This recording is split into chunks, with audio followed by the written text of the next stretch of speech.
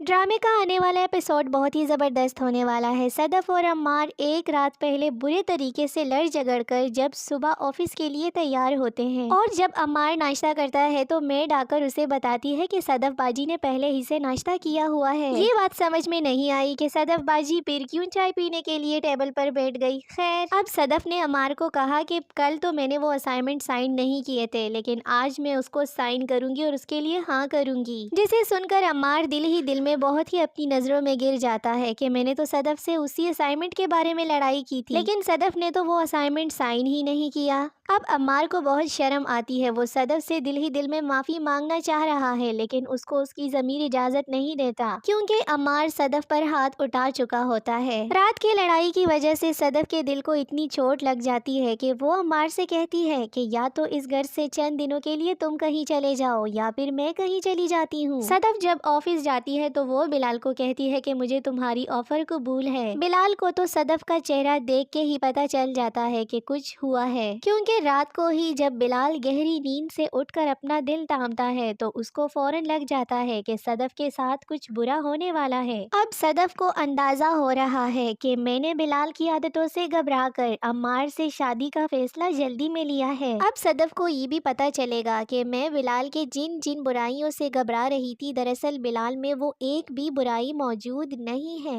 दूसरी तरफ अम्मार, जो कि सदफ की मोहब्बत में अपनी जान वारने तक को तैयार था, लेकिन अब जब सदफ अम्मार की आदतें देखती है तो उसमें हर वो आदत मौजूद होती है जिससे सदफ दूर भाग रही थी। हकीकतन वो सारी बुराइयां अम्मार में मौजूद है जो सदफ को बिलाल में नजर आ रही होती थी, लेकिन वो एक भी बुराई बिलाल में मौजूद नहीं जो सारी की सारी अम्मार में मौजूद है। और जब अम्मार देखेगा कि सदफ बिलाल के साथ ऑफिस में देर तक बैठी हुई है तो वो तानिया के पास चला जाएगा और तानिया को तो मौका मिल जाएगा अम्मार के जख्मों पर मरहम रखने के बजाय नमक छिड़कने के। उसको तो मौका चाहिए होता है कि कब वो अम्मार का दिल सदफ के लिए और भी बुरा कर दें। और अम्मार तानिया से कहेगा कि सदफ ने तो बिलाल की वो ऑफर कबूल ही नहीं की थी जिस पर मैंने उसके साथ इतनी लड़ाई कर ली, यहाँ तक उस पे हाथ भी उठा लिया। हालांकि सदफ ने वो ऑफर कबूल ही नहीं की, अलबत्ता उसके बाद जाकर कबूल की है। तो तानिया खुद को बहुत ही कोई समझदार बनाकर एक फिलॉसफी झाड़ देगी कि औरत जब मर्द पे शक करे तो उसे छोड़ती नहीं और मर्द जब औरत पे शक करता है तो उसे रखता नहीं। यानी कि दबे दबे लफ्जों में वो अम्मार को समझा रही है कि जब तुम्हें अपनी बीवी पर शक है तो फिर उसे छोड़ क्यों नहीं देते, मर्द बनो और उसको तलाक देके रुखसत कर दो। यानी कि तानिया अपने लिए रास्ता साफ करने की कोशिश कर रही है। अम्मार तो सदफ को छोड़ने पर राजी नहीं होगा, लेकिन तानिया अपनी कोशिशें जारी रखी हुई होती है। वो उसे कहती है कि सदफ को तो सब कुछ पता है कि तुम मेरे पास आते हो और मेरे पास होते हो, लेकिन इसके बावजूद भी उसने कभी आकर ये मालूम नहीं किया और ना ही तुम्हारा पीछा करने की कोशिश की है। इससे तो यही साबित होता है कि वो आपसे मोहब्बत नहीं करती। अम्मार तानिया को कहेगा कि मैं सदफ को नहीं छोड़ सकता क्योंकि मैंने बड़ी मुश्किल से उसको हासिल किया है। तानिया उसको समझाएगी कि तुम समझने की कोशिश करो, तुम उस ट्रेन का इंतजार कर रहे हो जो तुम्हारी स्टेशन पर तो आएगी जरूर लेकिन रुकेगी कभी नहीं। उसने कभी तुमसे सच्चा प्यार किया ही नहीं, वो तो हमेशा बिलाल को चाहती है। और फिर उस रात भी तानिया अम्मार को इतना ड्रिंकिंग